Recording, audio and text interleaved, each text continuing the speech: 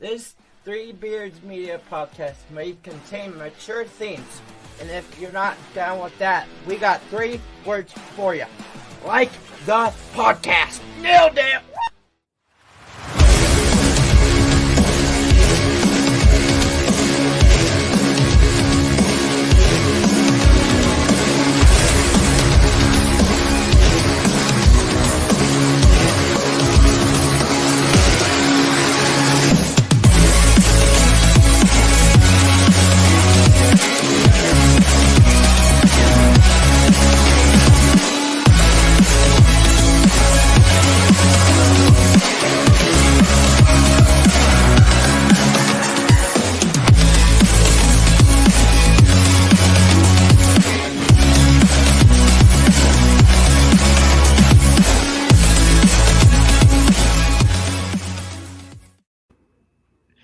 Good evening on a Wednesday, everyone. Hawks Eye View, episode 17. Co-host Andrew Barber here with my co-host Drew Shipley. We are presented by Three Beards Media, Revelton Distillery. We're live from the Gravitate co-working studio here, sponsored as always by Kyle Lehman at Wintrust Mortgage as well. Another week, another Iowa sports week. A lot to talk about tonight. But first of all, Drew, just how are your holidays, man? They were very busy, Andrew. We went to New York. It was kind of hectic. Everything didn't really fall into place like we had hoped. We couldn't check into our hotel before 3:00. Well, the Black Friday game kicked off at 3:00, so we got there early second quarter by the time we got checked in and got down to MetLife Stadium, just in time to see the Hail Mary 99-yard pick six to end the half for the Jets, which was like a complete Jets thing to do. Yeah. And it went downhill from there for the Jets. Kind of picked some different places to eat in and around our hotel that weren't the greatest. They were okay. We got a bomb-ass slice of pizza down in Lower Manhattan, though. So I got that fixed there for New York pizza. It was legitimate New York pizza. In fact, Dave Portnoy, El Prez from Barstool, 8.3 score on the One Bite. Everybody knows the rules. Pizza review from this place. So legit pizza. Made it back home safe on Sunday, and kind of hung around, watched some NFL Sunday afternoon, kind of wound down. So it was okay. Busy. Nice. Yeah, well, I mean, I got to spend a lot of great time with family and friends. It was always good. It's always good to recharge, start to feel refreshed and everything. And so it was a decent weekend. Let's talk about the not great part of the weekend for Iowa sports. Less great, I guess I would say. The men's team came in third place in their tournament out in San Diego. I think I had them winning 2 games. Now, Oklahoma did end up winning that tournament. They ended up beating USC the next day. So that Oklahoma loss maybe doesn't look as bad as what it did at the time. It's just tough to get a read on this team. I don't know how much you really got to watch. Poor shooting performance against Oklahoma. A lot better shooting performance against Seton Hall. And Hawks kind of cruised against Seton Hall. They did relinquish a little bit of a cushion in the second half. Made me a little bit nervous, but they ultimately took control and were able to take care of Seton Hall rather easily, which is kind of what I expected. They would bounce back, so it was good to see that. But what did you think about the men's team just coming out of this weekend? So generally speaking, Andrew, you were hoping for a 6-0 week from the Hawkeyes in general, right? Between men's basketball, women's basketball, Iowa football. Yeah. 5-1, man. Like, I mean, that's good. You only get one game better than that. And like you said, the shooting in the Oklahoma game, they're not going to shoot that bad. Like maybe 10% of the season. And it just happened to be that game. It turns out Oklahoma, I think, is a good basketball team. It also turns out it's late November. in the non-con schedule, right? Mhm. So it's good to get those data points to see where you are against Power 5 teams. Creighton. I'll say Power 6 in basketball. I'll say Power 6 in basketball with the Big East to include Yeah. the Big East. So to get those marks with Creighton, Oklahoma, and pending Iowa State here in a couple weeks, right? I think it's important. I think Fran is figuring out how to fit the freshmen in with the returning talent that we've had. Patrick McCaffrey, Tony Perkins, those kind of guys. Ben Krikke has been. I think he's been the steady man of the entire roster. So I'm glad to see that. Come to shape. So I'm not worried by any means. Right, 2 losses in the non-con is not typical, but this non-con schedule for the University of Iowa is not typical either. It's pretty tough compared to previous seasons under Fran McCaffrey. So 2 losses. We beat Iowa State. Look out, man. I don't know. I don't know what the ceiling is. Top 6 in the Big Ten ceiling, maybe. Yeah, top 4 even, really. Yeah, so if you look at it, right, and then you're talking Purdue, you're talking Illinois, Yeah, Michigan State, maybe yeah, Michigan.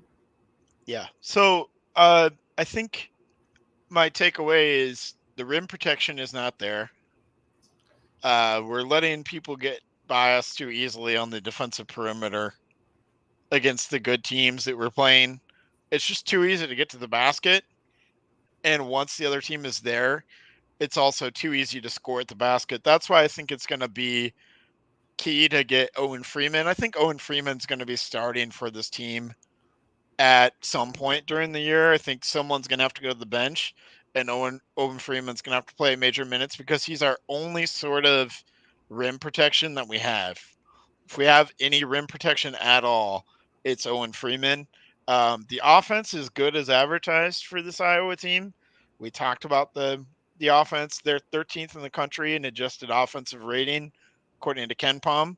They're 109th in the country in adjusted defensive rating, which for a Fran McCaffrey team, that's okay. Is that technically top 3rd, right? There's 330 eligible teams. That's technically top 3rd. Let's see how many teams are on KenPom. There are 362 teams on KenPom. We are, top 3rd in adjusted defensive rating. I don't know where that ranks amongst all the Power 6 teams. I would say it's probably pretty on low. The lower end for the Power 6 teams, but in terms of the country overall, right, definitely top 3rd. So that's workable. It's not atrocious like it has been in the past. I just don't know if I really have any sort of a good feel for this team yet. I don't think we really know what this team is yet. What is the identity? You mentioned Ben Krikke. Isaac Trotter of 247 Sports, he said it best. He said Ben Krikke looks like he was made to play for Fran McCaffrey. That's exactly what he looks like. We need more out of Tony Perkins. I don't know. Like you said, there's good opportunities. You mentioned the non-conference game against Iowa State. That's probably the last good non-conference opportunity to get a quad 1 win, as they call it, and then the conference schedule starts. We got to play number 1 Purdue, who looks every bit the part of number 1 on the road. December is going to be brutal for Iowa because right away, because on the 4th we play Purdue, on the 7th we play at Iowa State. So at Purdue, at Iowa State on the 4th and the 7th, and then home against Michigan on the 10th, I believe, and Michigan looks okay. So that will be 2-1 in that stretch. 2-1 in that stretch, and you feel really good about this team if you're able to go 2-1 in that stretch. So I think that should be the goal. I think you hit the nail on the head, Andrew. Another team that's undersized, right? Can't protect the rim. I don't understand why we can't get those guys though. look at Luka Garza and what he did and was able to be player of the year. Granted, not like taking the NBA step that everybody hoped to be, but the Murray twins did, right? They were able to play at the rim undersized. So it's weird to me that we can't get like a true big man, a true 7-footer that can score and defend all around. We have it. It's a true freshman in Owen Freeman. So have that. Who's the odd man out then on the current starting roster, Andrew? Who are you sitting? Are you sitting Patrick McCaffrey? That's what I don't know. That's the question that I can't answer for you. You're not sitting Ben Krikke. No, you can't sit Ben Krikke. I also, you can't sit Krikke. You can't sit Sanford. Definitely, you can't sit Perkins. Probably. So maybe it's Bowman and you let Perkins run the one. Maybe. I don't know. Dembele also has rim protection capability as well. I mean, that's sort of his thing. Is he's going to grow into that? I think in a couple of years, when it's Dembele and Freeman starting at the 4 and 5, you're going to feel really good about your rim protection. Then, Owen Freeman's going to be a stud. You think so?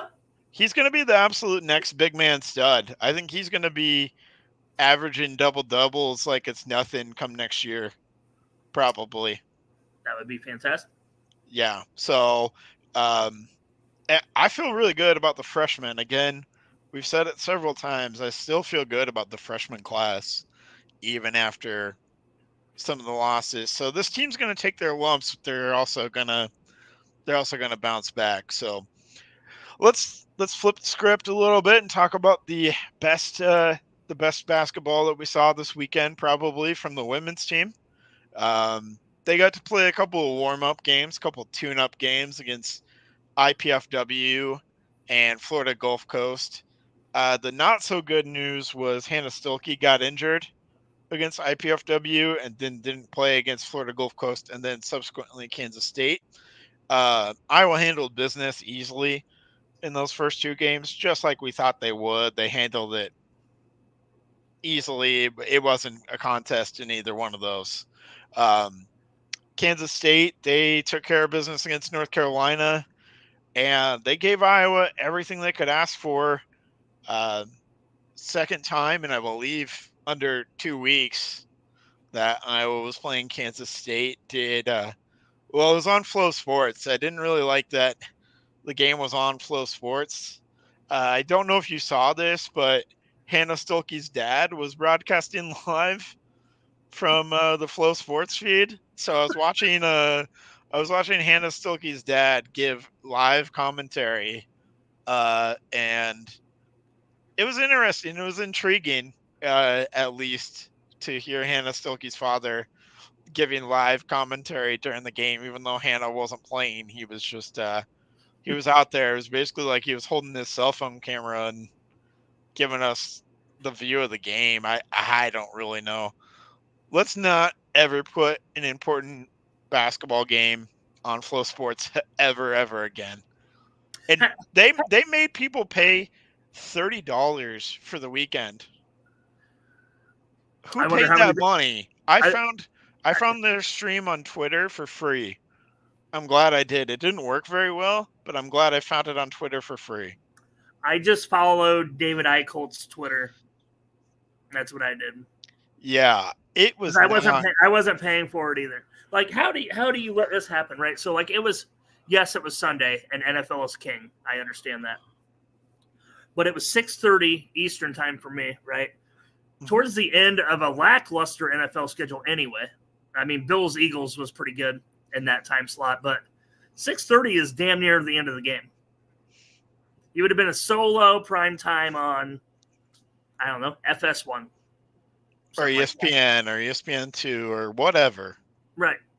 So, like, you had multiple Power 5 teams in that, multiple ranked teams in that tournament. Like, they missed the boat on getting television rights long ago. Like, Caitlin Clark alone should have sold that. Right. So, yeah, I did not watch any of it. I watched Eicholt's Twitter. from my understanding. The officiating, especially down towards the stretch of the game, was atrocious. That kind of let Kansas State back to within 2 possessions at one point. But I mean, through the first 3 quarters, I mean, Iowa just kept responding, right? Caitlin Clark doing Caitlin Clark things. Sharon Goodman with a good game, right? In replace of Hannah Stolke. So it's probably good to get that experience for Sharon. If Stolke can't go, and then maybe even put them both on the court at the same time to get big when you're facing girls like Mackenzie Holmes from Indiana. The girls from Maryland have a big lineup, big athletic lineup that you might need to play them both at times. So good quality minutes from Sharon Goodman. Caitlin Clark got it done, got it back to a tie series 1-1. So let's hope that they see each other in March Madness. That would be sweet.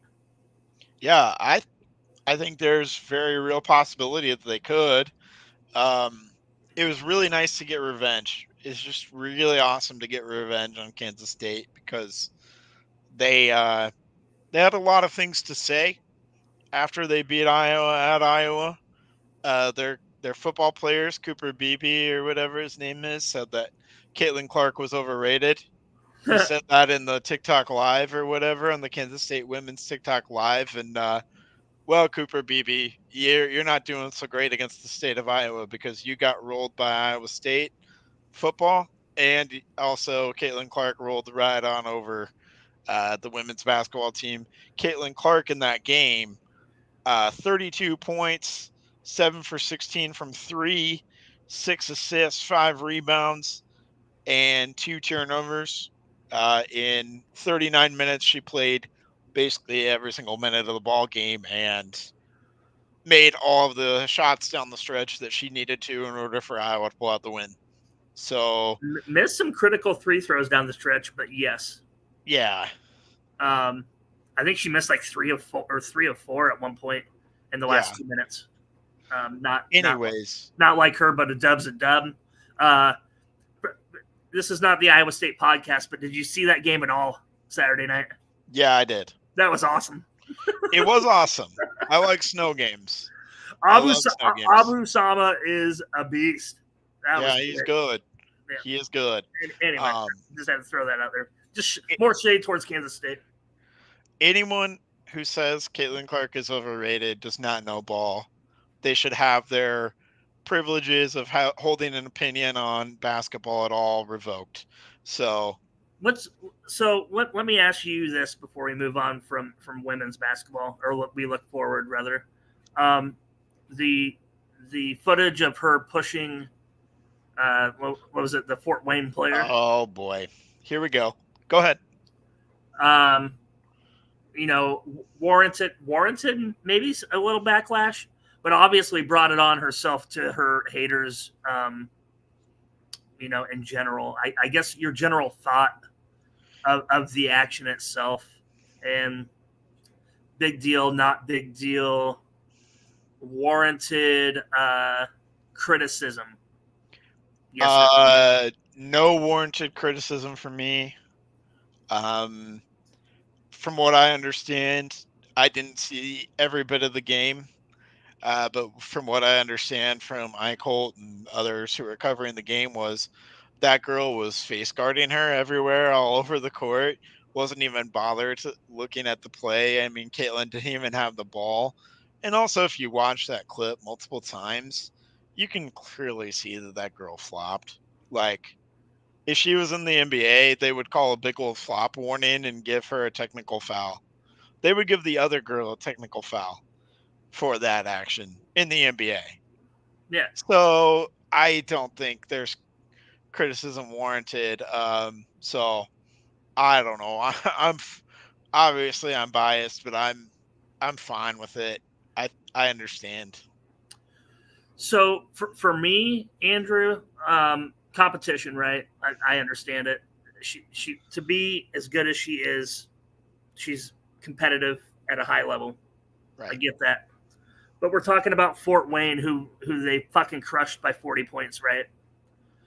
And this girl that's face guarding her, I would compare her to, if you watch a lot of NBA, Patrick Beverly. Yeah. Would that be a fair comparison? Just a pest. Yeah. Right.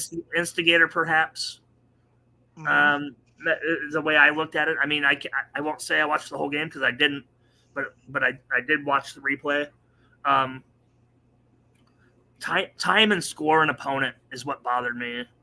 Like you're getting flustered up 30 points, right? Like didn't seem that to be necessary to me.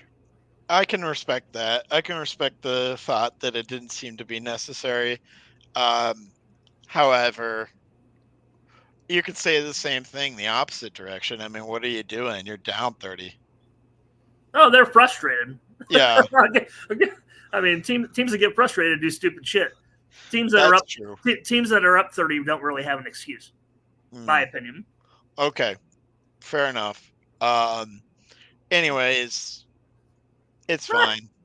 It's fine. Let's move on. But I mean, it just opened Pandora's box of all of our criticism, folks. Right? Just yeah. Oh, look at this poor sportsmanship. Which I mean, technically it was, right? But technically, but hey. But hey, just in time, Angel Reese is going to be back for LSU tomorrow in their top 10 matchup against Virginia Tech. How convenient.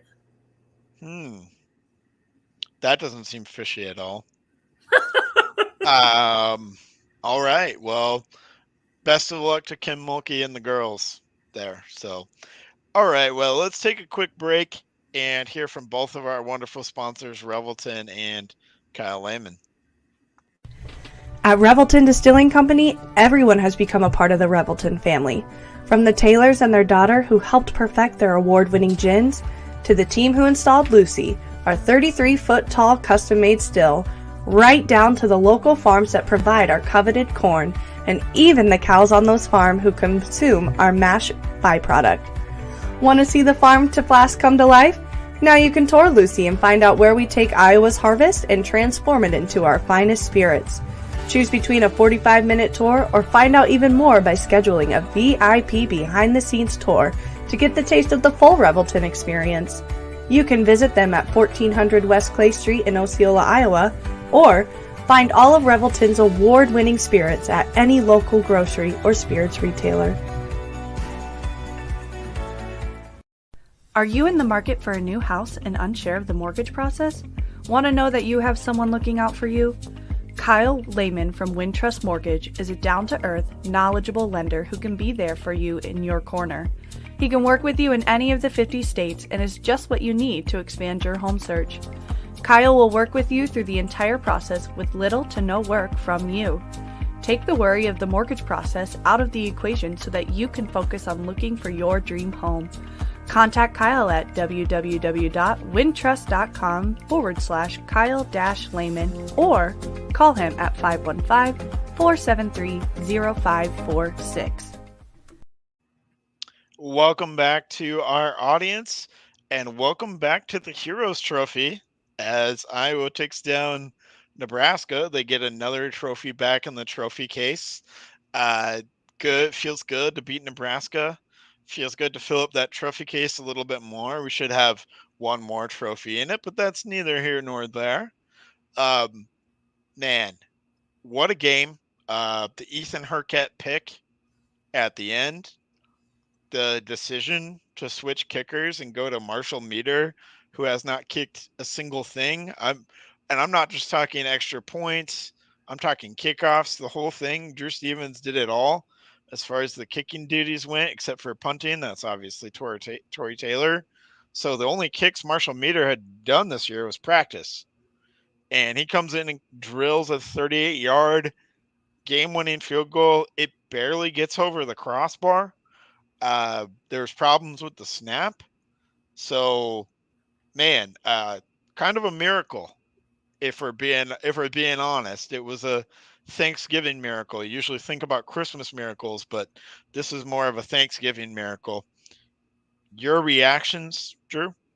I'm sure Marshall Meter practices well, Andrew. So I'm sure Kirk had no problems rolling him out there after Drew Stevens. Really rough month, actually, Andrew. Like a whole month. So I don't know how concerned I am with that moving forward, especially when we're going to need to gain momentum early Saturday night in Indy. That being said, Heroes Trophy's back in Iowa City. Should it be? I don't know.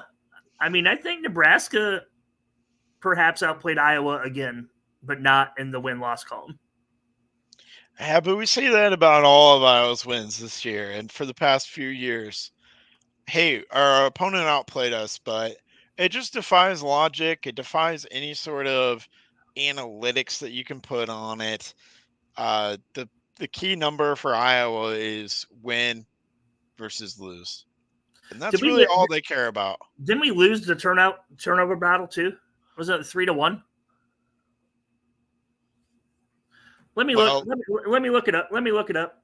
Yeah, look it up because I know it's been a while, but I'm pretty sure we lost the turnover battle. Regardless. Well, hurry up because the bots are trying to take over our chat there on the side. Are they really? Yeah, in the comments section. Oh, I don't see anything. Oh, okay. Well, let me click on the comments. Yeah, the bots are trying to take over in the chat. Oh, when you mean bots, you mean Chris Shipley, go Cyclones. Yeah. Yeah, that bot Chris Shipley is trying to take over our podcast. Go on now, get. All right.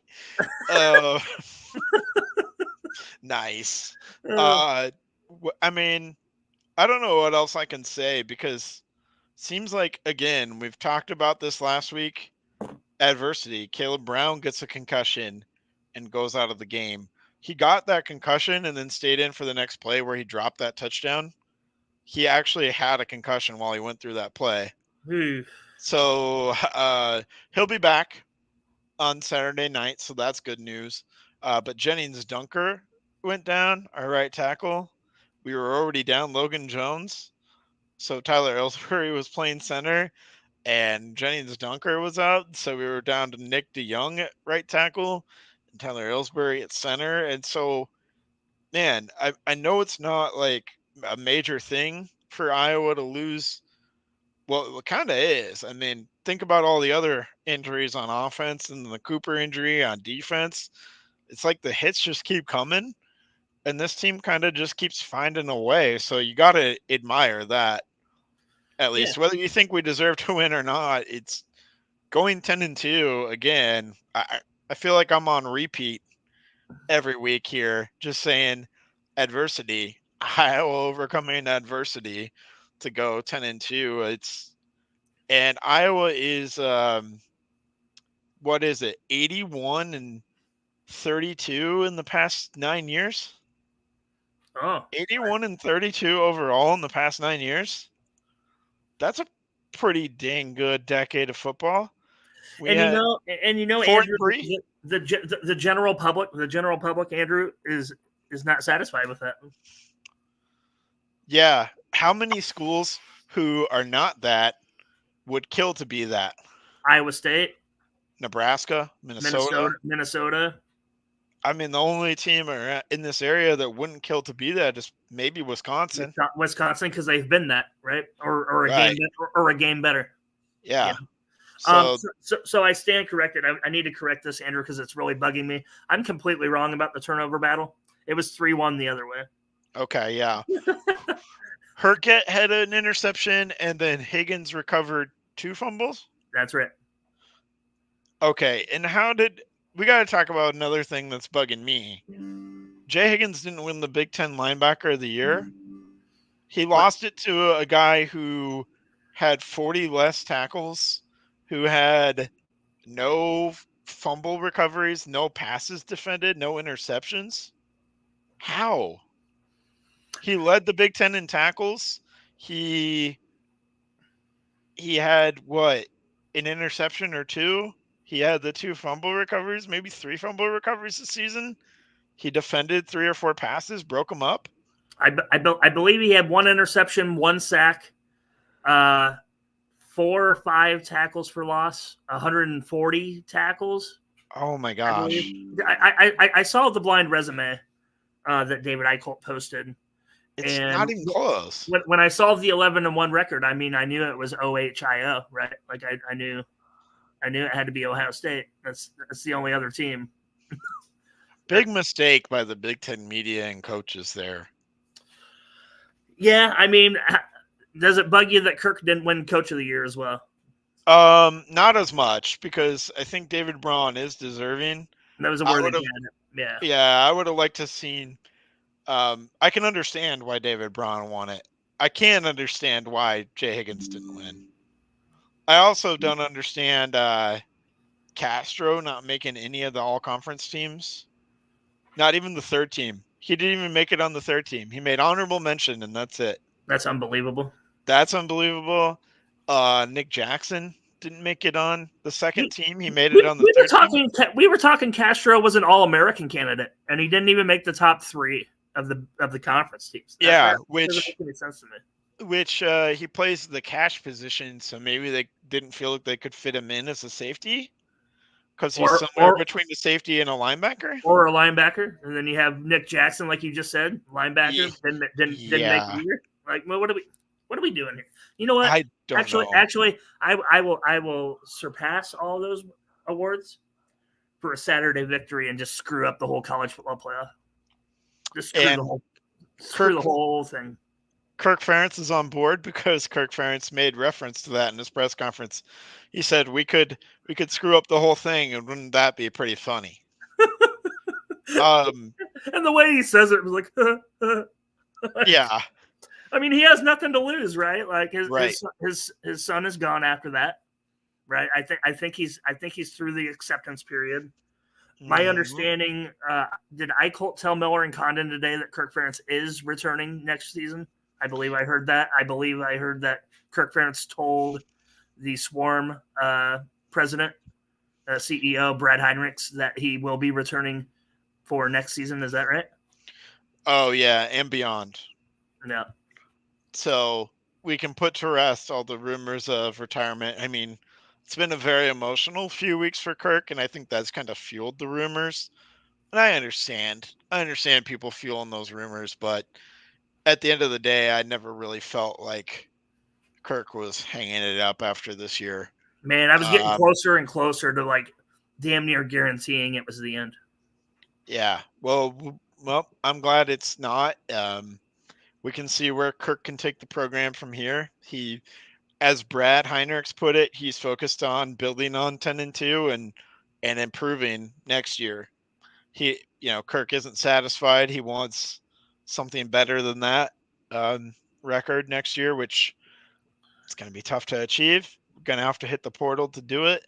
We're going to have to retain a lot of guys, and we'll talk about this maybe next week. We might have to talk about this next week about after the Big Ten Championship, who's staying, who's going for the Iowa Hawkeye football team, because it's going to be there's a lot of guys with decisions, and there's also a lot of maybe potential transfers, which I don't really want to speculate on if a kid's going to transfer or not at all. That's not fun to do, but it's going to happen. Like it's weird to me, Andrew, because doesn't the transfer portal open on the 1st on Friday? Yeah. So, like, how does this even happen before the conference championship games? How is that even, like, a thing? Like, the Iowa State running backs, the backup running backs, stayed home. They made their announcement yesterday, I think, that they're all going to the transfer portal because obviously the writing was on the wall for Sama, right? So, I mean, like, Deshaun Hanukkah, their tight end, he already announced as well. Does he come to Iowa City because Luke Lachey is not coming back? Like, I don't know. Like, right. That would be sweet. Why would he not? Tight end to you? We might be looking for a tight end. Both Luke Lachey and Eric All can come back. Jay Higgins can come back if he wants to. Castro can come back if he wants to. I think you're right. I think this is a conversation for next week when we start seeing the portal moves. Yeah. Yeah. Because when you see the portal moves, I think you'll see the announcements of returning and not as well. Because if you don't have that, then you don't know who you're trying to attack in the portal. Yeah. I know, like, Brad. If you're getting both of those tight ends back, there's no need to go get Deshaun Hanukkah or another tight end, right? Even if you get one of them, there's not really a need because I like Addison Ostringa. I like Also true. I like Ortworth flashed a little bit. But I mean, if this year proved anything, Andrew, we need like 5 tight ends. So yeah, apparently, if they're gonna get injured. my God, yeah. So yeah, like we said, probably a conversation for next week. I do just want to say though, like, this transfer portal madness is out of control. I'm all for change. I'm all for player empowerment. I believe that the players should be empowered just like the coaches are empowered, and the players making money. I'm all for it, but we've got guys now who are basically getting recruited by other teams before they even hit the portal. Like, we have Cameron Ward, the Washington State quarterback, receiving $1 million plus in offers from like 5 or 6 different schools, and he hasn't even said, I'm going to the portal. We've got Riley Leonard from Duke, who has a silent deal done with Notre Dame already. He just hit the portal today, but he hit the portal is do not contact me, which means I already know where I'm going. And so, like, the deal was done. You think it's Notre Dame? I didn't see that. 100% Notre Dame. 100%. Okay. He followed the entire Notre Dame team. The minute he hit the portal, he followed them all on X, on Instagram, on everywhere. And the Notre Dame 247 Sports writer put in a crystal ball with a confidence level of 10. Like 10 out of 10. 10 out of 10. Okay. So I was just thinking, the Duke coach just went to Texas A&M to replace Jimbo, so I thought maybe one of those would make sense. Caleb Williams follows Lincoln Riley type deal. No, apparently not. No. So, yeah, but we've got things like that where it's clear and obvious these guys are getting recruited before they even hit the portal. So we can just call it what it is. It's college football free agency season. Like how is there not like tampering? Like, yeah, how is that not a thing? And tell me how all of this is okay, but Noah Shannon throwing down a $10 bet on a women's basketball game is a year-long suspension. Tell me how all of the Michigan stuff is okay, but Noah Shannon can't play. I hate to keep beating that drum, but when you put it in that context, the sillier the NCAA looks and sounds. Yeah, I mean, I've been on the team, Andrew, of just play them and see what the hell they were going to do about it. For sure, because they'll make a decision 3 years from now, and it'll be. You vacated their 7 wins. Well, guess what? We still enjoyed our 11-1 season anyway, asshole. Reggie Bush still won that Heisman Trophy. Yeah, I don't care, like whether he physically has it or not. Like, I remember Reggie Bush's season, phenomenal, absolutely phenomenal. Yeah. And yeah, the going rate for a quarterback to be a contender is $1 million+ now. Yeah, so, Matt Rule came out and said, if you want a good starting college football quarterback, it's $1 million, $1.5 million, $2 million in NIL money for a quarterback. And essentially just call it what it is. It's free agency. And why does the NCAA matter? They don't hold any power. No one likes them. No one cares what they have to say. No one respects their authority. Just do whatever the fuck you want anyway. College football playoff, 0 NCAA affiliation. Yeah. What are you going to do? Big Ten and SEC are going to quickly realize we don't need the NCAA branding or anything. We can be done with them. I mean, every conference is probably going to realize we don't need the NCAA for anything. In college football, at least. We don't need them. So my thing, Andrew, right, like this Wild West, you can transfer whenever the hell you want. That's what pisses me off. Like they could go, go to Iowa. You made $600,000, Cade McNamara, whatever, right? Just say he's a freshman. Okay, well, Notre Dame comes calling. I'm going to offer him $1.2 million. His sophomore year is going to be there. He's not going to be held out. By the way, he could play the very next year. Oh.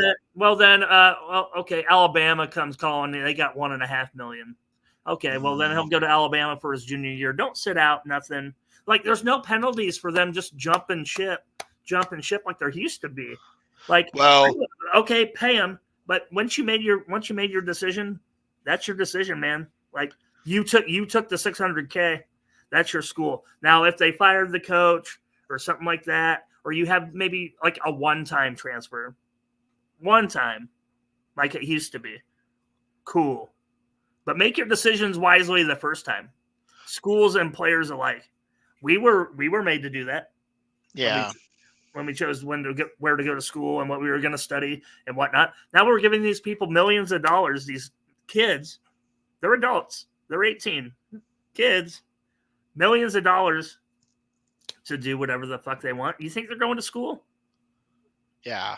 So the NCAA did clarify this year and basically said a lot of people were using the coaching change as a reason to get a transfer with no sit out. Right. NCAA has now said that's not a valid reason. You need some other reason, some other hardship, as they would declare it. A coaching change doesn't count as a hardship. You need some other hardship.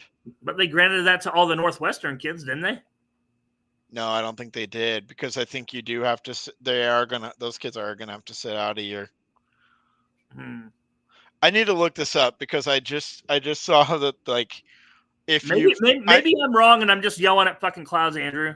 I don't know, but like it seems like they can just go wherever they want, whenever they want, for whatever money they get. I think it's if you're an undergrad, you get a one-time transfer with no penalty. One-time transfer with no penalty. But if you're still an undergrad and you try and transfer a second time, like in the scenario where you're a freshman and you transfer for your sophomore year, then you try to transfer as a sophomore and then into your junior season, you need some sort of a legit hardship to avoid sitting out and losing a year of eligibility. Sure. But now if you're a grad transfer, so you've gone to another school and then you've graduated and now you're a graduate transfer, right, you can transfer at any time with no penalty like as a grad transfer. Like Russell Wilson, Graham Mertz, right? Yep. Cade McNamara was a grad transfer because he graduated from Michigan and now he grad transferred to Iowa with 2 years of eligibility remaining. I'm trying to think of quarterbacks in the game right now that have done it 3 times. They've done their undergrad and then they've done their graduate. There's some out there. I know there is. Yeah.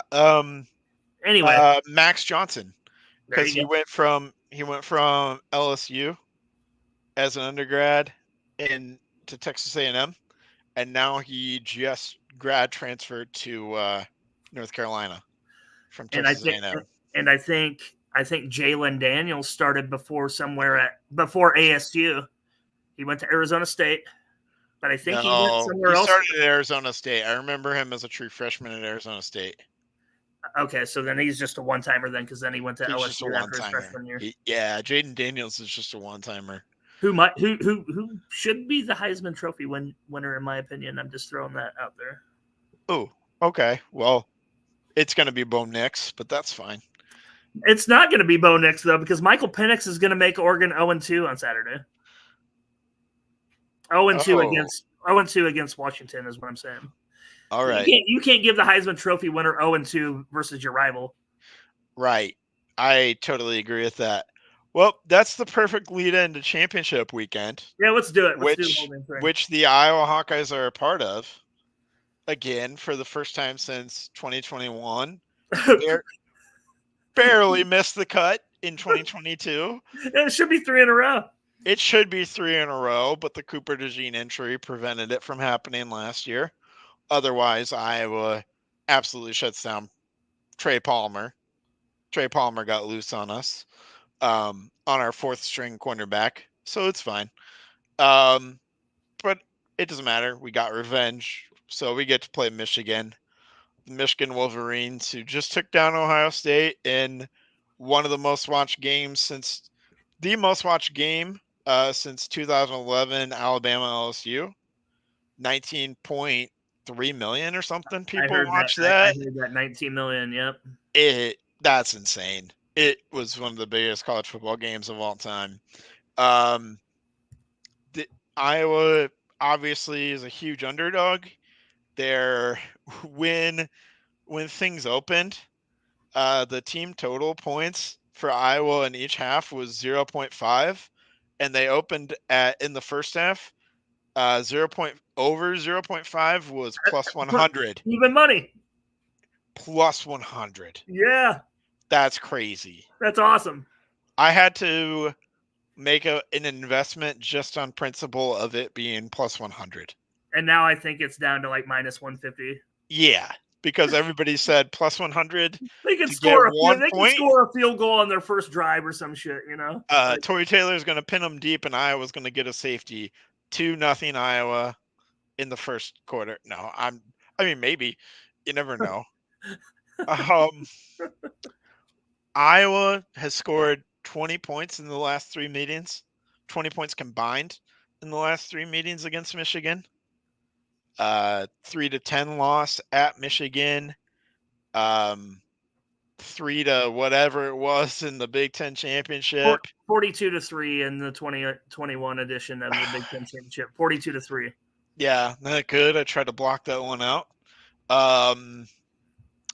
And then I believe they scored 14 when they came to Kinnick last year. 14 to like 23 or 26 or something like that. I can't remember. I think it was 27-14, Andrew. Okay. We had a garbage touchdown at the end, and then the onside kick, which really worried me because I was in Vegas at the time, and I put $500 on the under, and I believe the under was 43.5, and it ended at 43. Oh wow. So yeah, Vegas is seeing this one with the total being at like 35.5. As like a 30-3. If you're doing the math, it's something like a 30-3 with how much Michigan is favored and what the total is set at. Not a lot of leeway in there. No one's really given Iowa a chance. I understand. The offense is not good. No Cooper DeJean. I'd feel a lot better about that. Wow, David Larson, I believe he is. Isn't he the host for Side of the Storm? He is one of the co-hosts. Yeah. All right. One of the co-hosts, David Larson, Cyclone fan here, but I think Iowa has a chance, and I've not been drinking Revelton tonight yet. I'm not sure if I believe David. I think he's probably been drinking Revelton, or at least you might have to think Iowa has a chance in this ball game. Drew, does Iowa have a chance? The margin is thin, Andrew, like thin. Perfect football game. 0 turnovers. 2 of 3 fourth down conversions. Over 60% third down conversion rate. Time of possession, running the ball, trying to run the ball down their throat. If anything, with all those injuries in the Nebraska game, I mean, we racked up 160 yards on a top 20 rush defense team in Nebraska. Yeah. So, I mean, there might be something to be said there. If ball control, 0 turnovers, and got to get 2 of our own. That's the path forward. No turnovers, +2, run the ball down their throat. So you're telling me there's a chance. Call me Lloyd Christmas, because there's a chance. Yeah, did you see that Nebraska Hawks Nest little deal that they did on that? That was great. Oh, yeah. They had the predictor. Michigan video. Was 92.3%, and Iowa was whatever the rest was. And played that scene in the middle. It was great. But there is a chance, Andrew, because the football game is being played. Okay. The game is being played. Yeah. I mean, did they give Iowa a chance against Michigan in 2016 when we lost to Wisconsin at home? We got thumped by Penn State, Saquon Barkley, coming into Kinnick. Michigan, undefeated top 10 team at that time. No, we were 20.5-point dogs in that game too. Indianapolis is not Kinnick, but it's going to be pretty damn close, Andrew. I guarantee you it's going to be a 70-30 split probably of Iowa, Michigan fans, because Michigan's probably saving up for their college football playoff trip that, may or may not even happen. Right. Another big storyline here. I wish it was more of a storyline because I wish these guys were playing. Cade McNamara and Eric All are part of Iowa's team this time rather than a part of Michigan's team. Man, I wish these guys were playing. I kind of feel bad for both of them that they don't have a chance to play because if we're being honest, that's the reason both of them came here was to have a chance at this exact game right here. So we'll roll in with Deacon Hill instead. Let's talk Michigan though, and they are an impressive team. Uh, Starts with JJ McCarthy. He's thrown for 2,500 yards, 19 touchdowns, and 4 interceptions. He throws to Roman Wilson, who has 11 receiving touchdowns. Colston Loveland, the tight end, 550 yards and 4 touchdowns. AJ Barner, their second tight end, 236 yards. Cornelius Johnson on the opposite side of Roman Wilson, 500 yards. What I'm saying is Michigan can attack through the air.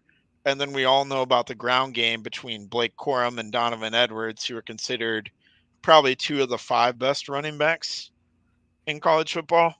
I think, however you want to rank them in there in the top running backs in college football, those 2 are in the top 5 somewhere, probably. They were preseason. They have been throughout the season. What I'm saying is this Michigan football offense looks like a juggernaut. However, it's going to take a Phil Parker special probably to keep Iowa even remotely close in this ball game. But if anybody can do it, it's probably Phil Parker, and he's got the guys, even sans Cooper DeJean, I think, to limit the Michigan offense, not outright stop them, because that's almost an impossible task, but limit them. I think that's going to be the key for Iowa. Yeah, I'll say this, Andrew. Glass half full kind of scenario here. 2,500 yards passing for J.J. McCarthy, but I would say roughly 2,000 of those were in the first 9 games of the season. He hasn't been passing all the ball all that well and efficiently in the last handful of games. Rutgers, I think, did he even throw for 100 yards against Rutgers? Didn't need to, so let's make that clear. Didn't need to. Or maybe it was the Maryland game. Either way, like a couple of, 100-yard passing games from J.J. McCarthy. Like, I want to see Phil Parker test him and make J.J. McCarthy beat him. I think the key to the game is the Iowa defensive 7 versus Blake Corum. That's what I think it's down to. Corum and Edwards. Because they are going to get a good mix of Edwards. Yep. Yeah, I think that's a key matchup. But more than that, I think it's Jamari Harris versus Roman Wilson. Okay. Jamari Harris is probably going to have to play one of the games of his life. And Nick Jackson is probably going to draw the assignment on Colston Loveland or Sebastian Castro. I feel good about that one. Yeah. I feel good about Nick Jackson and Sebastian Castro on their tight ends. I feel good about that. But maybe they'll get Deshaun Lee mismatched on Cornelius Johnson. That's the kind of thing I'm worried about. It's like what we saw in 2021. It's kind of that Iowa had momentum. They tried that halfback pass. Potabom was wide open in the end zone, and then it seemed like that deflated Iowa completely. Yeah. And then it just snowballed downhill. That's really what I'm worried about, is like that, kind of like what we saw against Penn State, where something bad happened on offense, the Eric All fumble, and it was a 10-0 ball game looking like 10-3 or 10-7 maybe even ball game, and then it just snowballs and ends up 31-0. So that's kind of what I'm concerned about in this game, is that snowball effect and that Iowa defense getting worn down like we've seen before. Andrew, do you think Iowa's a better football team than Maryland? Yes. Well, Maryland should have fucking beat Michigan. Okay. I mean, did you watch that game? I mean, yeah, I did. And Iowa is a better football team than Maryland. So yes, David, I am admitting there is a chance in your comments. Yep. So what can this Iowa offense do to move the ball? You got to throw the kitchen sink, man. This is This is kind of funny. This is Brian's swan song, right? Did you ever watch Brian's song movie? Yeah. Brian's swan song. This is it. You gotta throw the whole damn thing. I don't want to see 7 freaking tight end screens right behind the line of scrimmage. I want to see those halfback passes. I want to see hook and ladders. I want to see Statue of Liberties. I want to see like the whole damn thing. What are you waiting for? What do you have to lose? Like now is not the time. What are they going to do? Brian, fire you? Like give it all to me. Give it all to me and let the cards play as they may, because the defense is coming to show, right? You got to do something. Especially in the first 15 plays of the game, which they've been pretty successful at all season long. We've been giving Brian credit for those scripted plays in that first quarter. Been the best plays all season long. Yeah. So on the board early, whether that's 3 or 7, leave that up to you. Key. Got to score first. Yeah. And remember that stat, I think in like the past 8 years, I think it is, since 2015, if Iowa gets up by 8+ points, there's something like 70-1. Ooh. If they get up by 8+. So if Iowa like gets the ball first and, like you said, drive down the field for a touchdown, maybe they kick an extra point, maybe they surprise everybody and go for 2, probably kick an extra point. But in that kind of a scenario, if Iowa were to somehow jump out to like a 7-0 lead, like you said, clutch. And that's kind of like what happened in 2017 against Ohio State. Was Ohio State got the ball first and immediately threw a pick 6. And Iowa plays really well in the Kirk Ferentz era with a lead. Once they get that lead, they don't relinquish it very, very much, because they kill the clock on offense and they force you to use clock. When Iowa's on defense, they force your offense to use clock. You have to drive the length of the field. I saw something like Iowa's only given up 18 plays of 20+ yards this season, first in the nation. Can't give up too many plays of 20+ yards in this game. And if they don't, they'll probably be in it. Yeah. So, Andrew, the NFL Combine is in Indianapolis, right? Lucas Oil Stadium. Mm-hmm. Why do you think that is?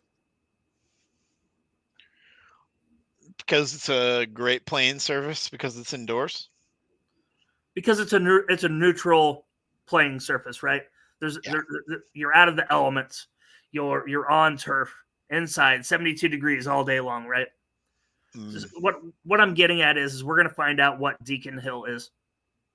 Because when Deacon Hill took over, it was wet, it was cold, it was rainy, it was this, that, the other, right? There are no external factors that will factor into Deacon making plays or not making plays. You're going to find out who he is. That's why the NFL Combine is in Lucas Oil Stadium, because you find out who people are, or how people are, how good they are. They run the routes, they do the pro days, the combine, the whole gist, 40-yard dash. You find out who people really are in that stadium, in that scenario, indoors, perfect scenario.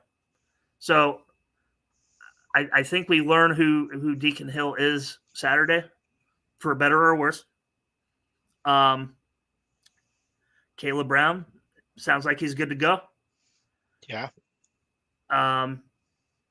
What about the running situation? Is LaShawn Daniels going to be the lead back? LaShawn Williams. Why do I keep saying Daniels? Damn it! I ran into LaShawn Daniels at Merkel's bar in Chicago. He did a Locked On Hawkeyes podcast with Trent Condon. I keep having him in my head. Wonderful. Yeah, he was a great player for Iowa. LaShawn Williams, Caleb Johnson, Jazz Patterson, all healthy as far as I know. Logan Jones has a chance to play. Although there hasn't been really much of a drop-off with Ellsbury. I feel good about Ellsbury. Deontay Vines, it sounds like Deontay Vines will probably play. I know he hasn't been huge for Iowa, but we need all the wide receiver help we can get. I mean, it's all hands on deck. You'd like to have a guy who was a starter for you out there. So Vines, Brown, and Nico is our 3 best wide receivers for sure. Anderson is the fourth. But yeah, like I said, like you've said, like it can't just be all tight end screens. Although I love our tight ends, gotta force feed Caleb Brown.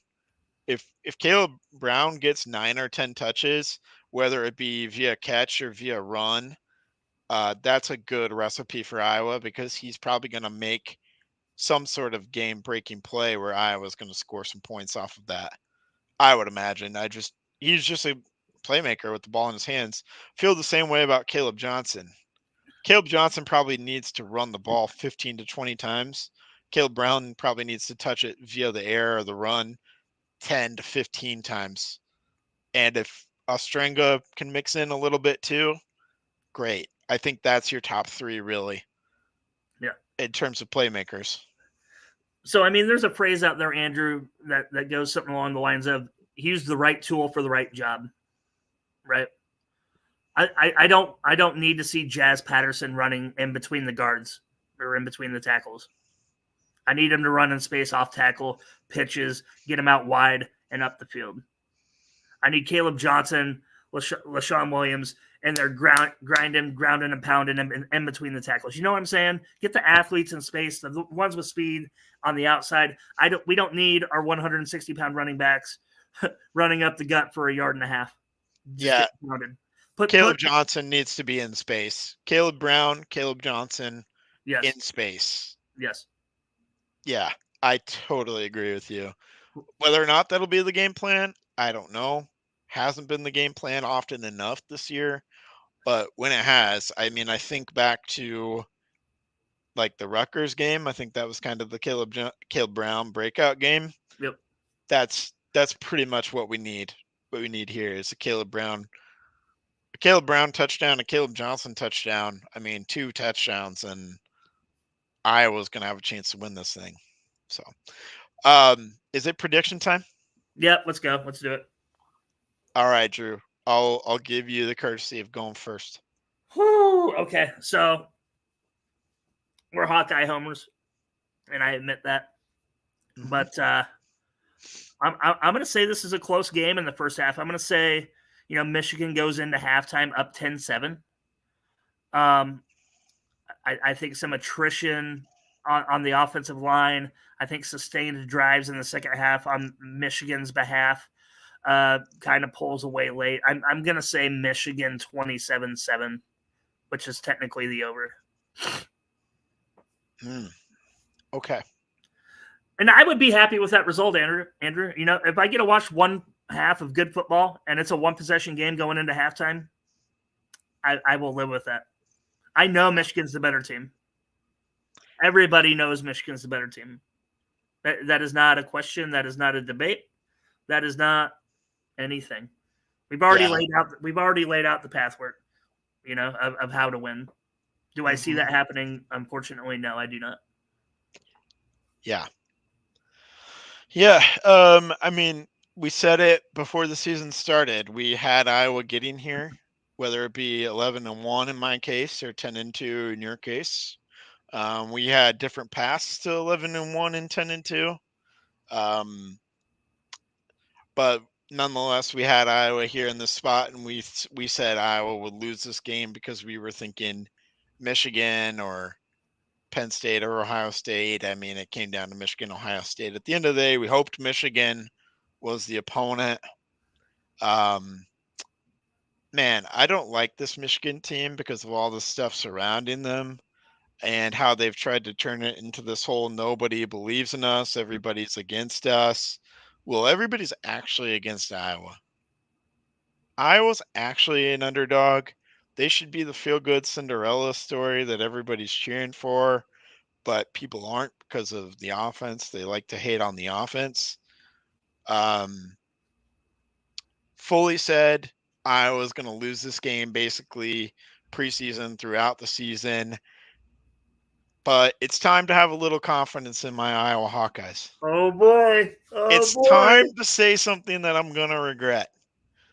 And I'm going to say this right here on this here podcast. 17-13, Iowa takes down the Michigan Wolverines in the Big Ten Championship in Indianapolis. we yet again spoiled Jim Harbaugh's playoff dreams, and it is just an absolute madhouse for everyone because earlier in the day, Louisville takes down Florida State, Bama takes down Georgia, and Iowa takes down Michigan. What now happens in the college football playoffs? Chaos is coming on Saturday, and Iowa's going to be part of the chaos. 17-13, Iowa. I have to mark my ground and be the one to pick it, even though I don't feel 100% confident about it. So we'll add one more into that chaos before we sign off then. Washington, Oregon also plays into that. Mm-hmm. What your thoughts on that game? Because then you lay that one out, I'll give you the college football playoff. Winner of that goes to the playoff in my mind. Yeah, Whoever wins it. Yeah, either way, that's what I'm asking you. Who wins that game? Because I have it in my head. You've already played it. I've got Oregon. So in my scenario, in my chaos scenario, Oregon doesn't jump to 1. I think that would probably go to, Oregon probably would jump to 1. If Florida State, Michigan, and Georgia all lose, Oregon would probably, and Washington, Oregon would jump to 1. Ohio State is back in. Alabama is in. Texas is in if they beat Oklahoma State. That's my 4.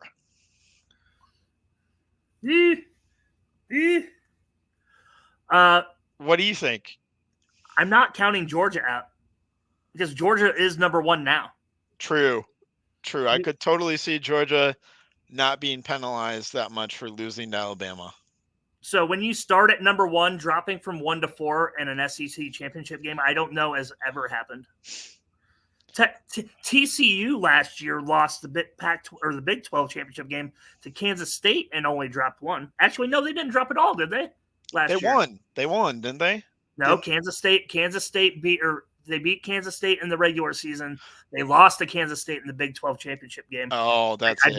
I believe they were 4 and they stayed 4. Yeah, because of what happened around them. There's absolutely no way in hell that Georgia goes from 1 to 5. No way. Yeah, you're probably right. But watch this is when Alabama does do that, and Texas is number 4, and Alabama's left out, even though they just beat number 1 Georgia. Because they're number 8. You're gonna go 8 to 4. So what are you saying then? Are you saying Oregon, Ohio State, Michigan?